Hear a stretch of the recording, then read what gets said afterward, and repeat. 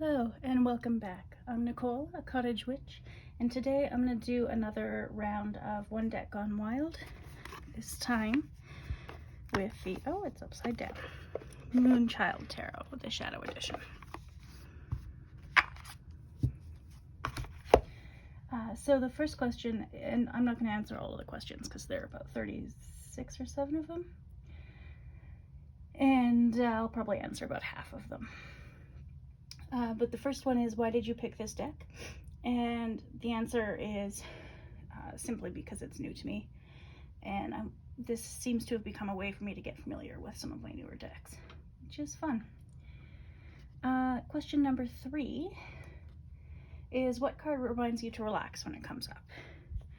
So there are a few cards that sort of do that, but in a less in a day at the spa kind of way. Well, I say that as this one comes up. More in a go within and meditate, sort of relax, which I get from these, the Four of Cups and the Hermit. But there's also a little bit of that in the Page of Cups and the Universe, I think, anyway. And I always enjoy that perspective of the Four of Cups, or that take on it. Number 4. Oh, this is always my favorite one. What is your favorite representation of the color blue? And as always, I usually say that purple is actually my favorite color.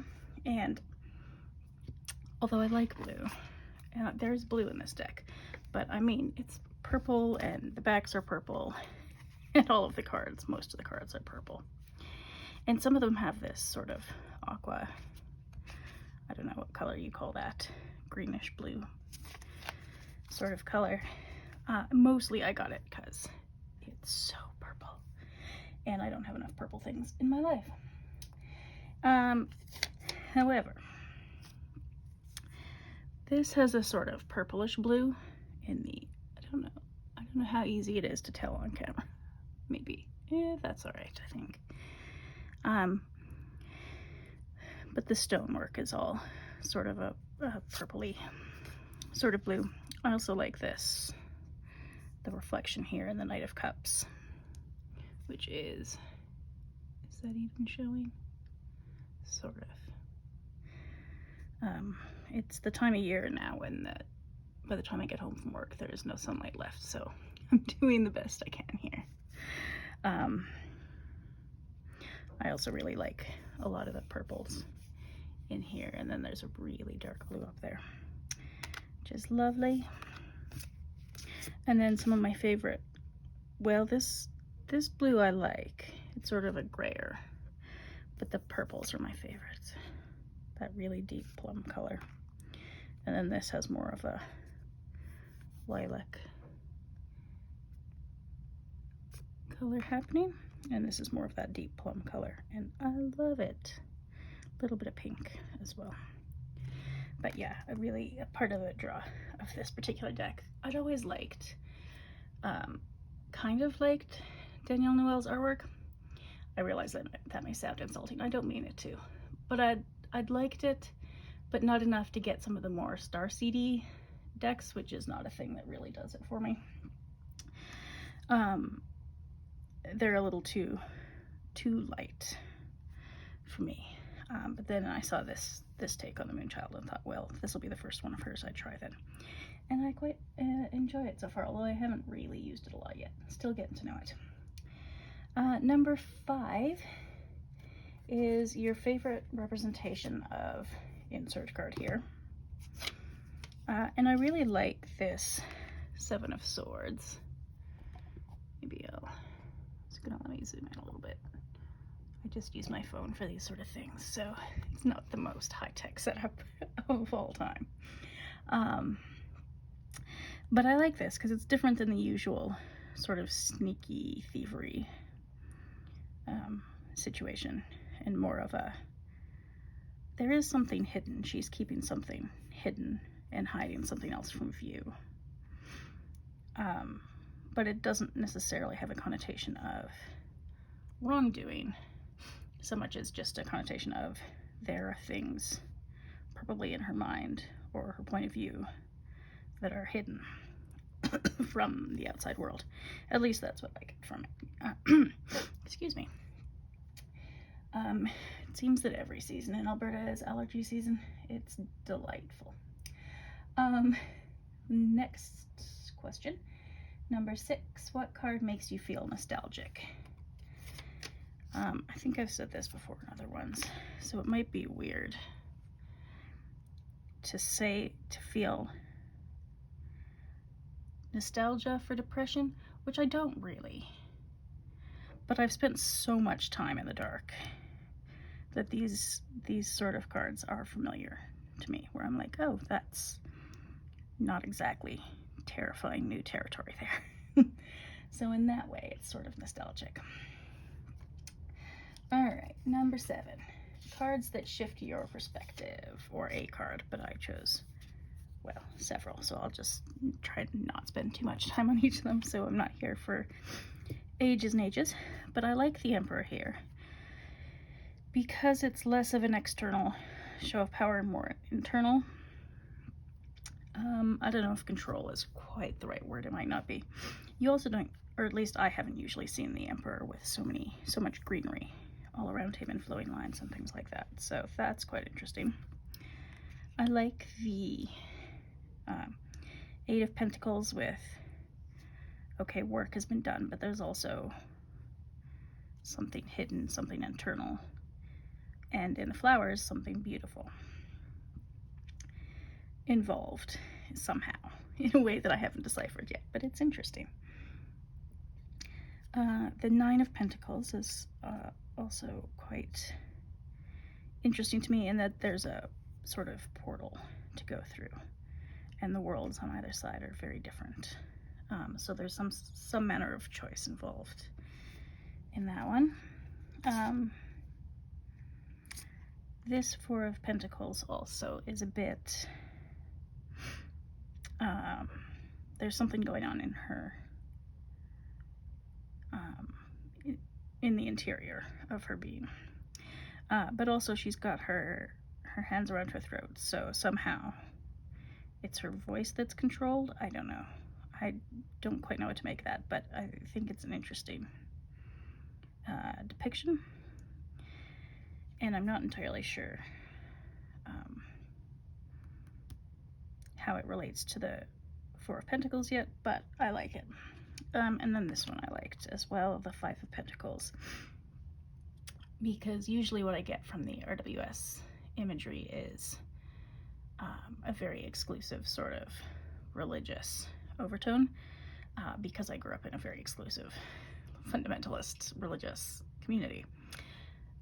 So the idea of something else is always interesting to me, and this indicates a labyrinth of some sort, but there's usually a way to the center of the labyrinth, whereas in a religious institution sort of situation, if you're outside of it, there's not always access to the inside. So I thought that was quite interesting.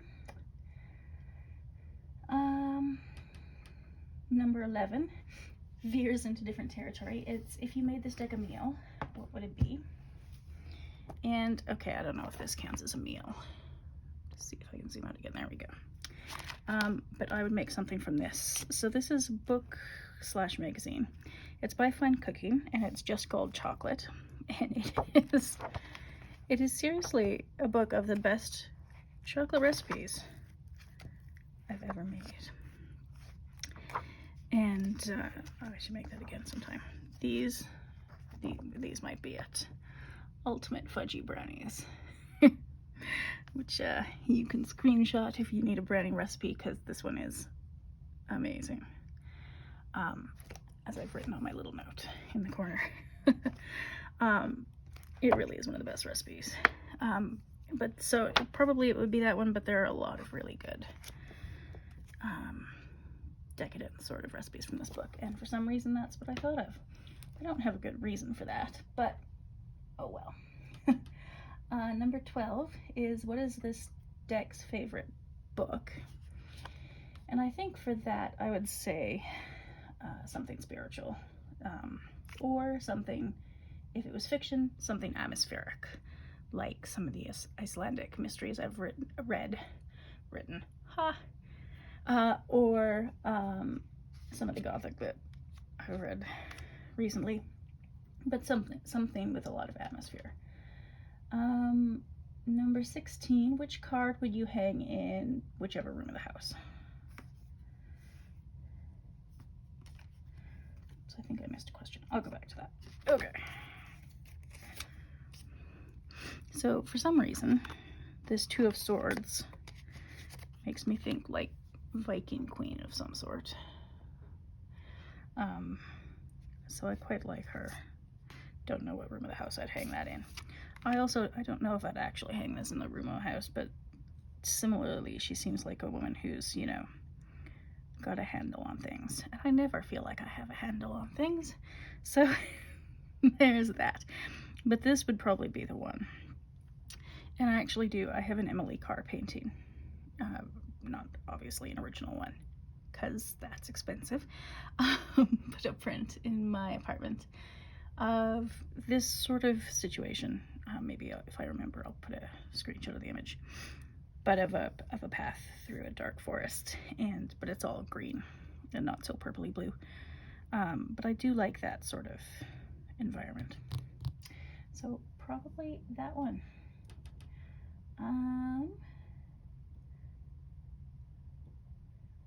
Number 9 I missed.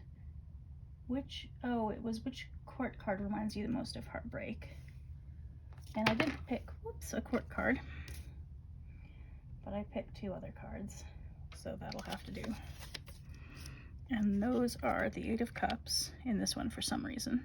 Makes me think of a loss of some kind. I guess when you're leaving something behind, it's a loss. And then the 8 of Swords, which has a bit of a wandering through the woods, but also a sadness, maybe because of the veil, I'm not sure. So those would be the 2, I think, that I would pick for that one. Number 17, something that sets this deck apart. It's probably one of the most sort of floaty, in quotation marks, and least grounded deck that I own. If this deck had its own collection, what would it collect? All of the purple things, anything purple, just everything, and anything that is purple and delightful. 29, most and least favorite card and why. So I didn't pick a most favorite card, but I did pick a least favorite card, which I also think is the answer to 36, which is what is the outlier card of the deck, and that is the 3 of Swords. And anytime I see this sort of depiction, the RWS depiction of the 3 of Swords, even within the RWS, I think it is the laziest artistic choice for that particular card. Partly because it seems to be the only thing anybody ever does, and partly because it's for a suit of the mind, it's just such a strange, I don't know, I find it a bit underwhelming, I guess, and unimpressive. And for a deck that has so much thought that seems to have gone into some other cards, this one was a bit of a letdown. But then that's not specific, that's not unique to this deck. Anytime I see that sort of depiction, I'm like, well, that doesn't work for me. And anytime, conversely, I see a different 3 of Swords that's got a more interesting take on it, or a more illustrated take, that does interest me. Next question, number 31. Which card in the deck do you feel most represents you right now? I tend to pick the 9 of Swords for that. Mostly for personal and sometimes health-related reasons. But yeah, that'd be the one. 33. Which cards in this deck make you laugh? I don't think there's anything that makes me laugh. Oh, this is another one that represents me. I forgot I'd pulled this one out as well. The Page of Swords. So the 9 of Swords and the Page of Swords. And I don't know that there's any cards that make me laugh, but these two do make me smile. They seem both like women who are just very comfortable being themselves and satisfied with the state of things in their lives right now, and that makes me smile. And then the next to last question that I'm going to answer anyway is, what card in this deck makes you feel calm or seen or emotional? And I'm not sure what this one makes me feel. This is the Death card, but it's something.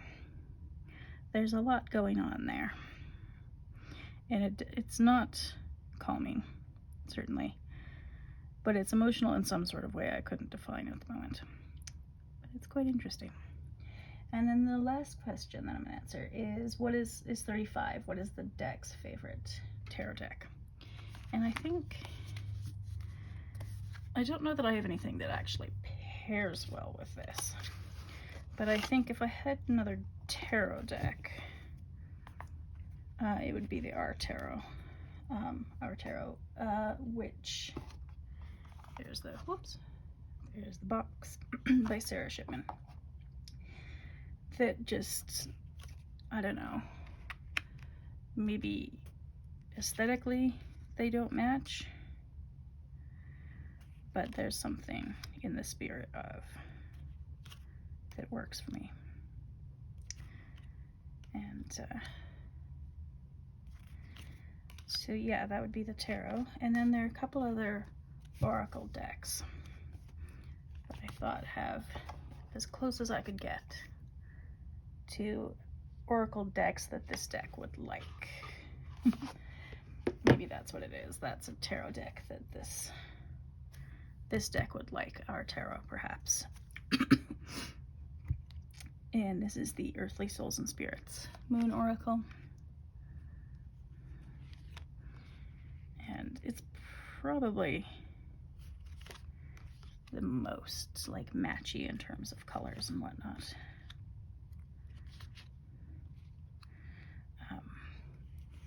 But I just think that they would, I don't know, enjoy each other. I enjoy both of them. I don't know what I'm trying to say. Anyway, that's a bit of fun. And then the last one that I thought this deck might like or be intrigued by is the, so this is going to focus, sort of, Death Doula Oracle.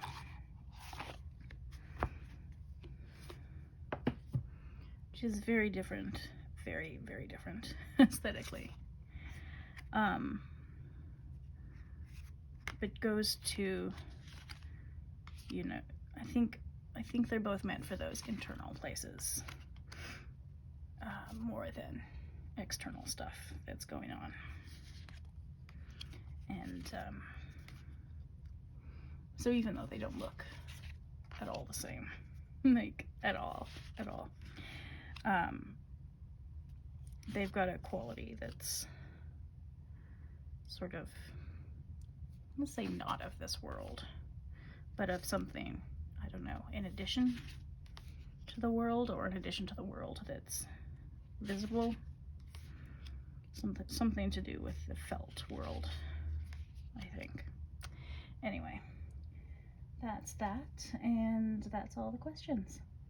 So thank you for watching, and I'll see you next time.